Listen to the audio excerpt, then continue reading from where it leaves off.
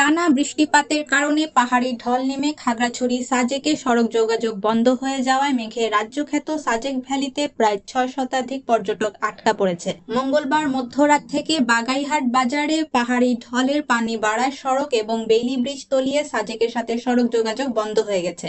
মঙ্গলবার সকালে বাঘাইহাট থেকে কোনো গাড়ি সাজেকের উদ্দেশ্যে ছেড়ে যায়নি এবং সাজেক থেকেও পর্যটকবাহী স্কট ছেড়ে আসেনি। সাজেক জিপ সমিতির লাইনম্যান ইয়াসিন আরাফাত বলেন, গতকাল মধ্যরাত থেকে বাগাইহাট বাজার এবং মাচালং বাজারে ঢলের পানি বাড়তে শুরু করে। এই মুহূর্তে বাগাইহাট বাজারে কোমর সমান পানি আছে, তাই সাজেক সড়কে কোনো যানবাহন চলছে না। ফলে গতকাল যে পর্যটকেরা এসেছিলেন তারা ফিরতে পারেননি। খাগড়াছড়ি থেকেও কোনো গাড়ি সাজেকের উদ্দেশ্যে ছেড়ে আসেনি।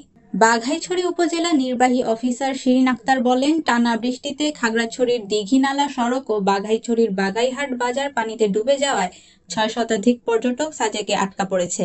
তবে পানি নামতে শুরু করলে যান চলাচল স্বাভাবিক হবে।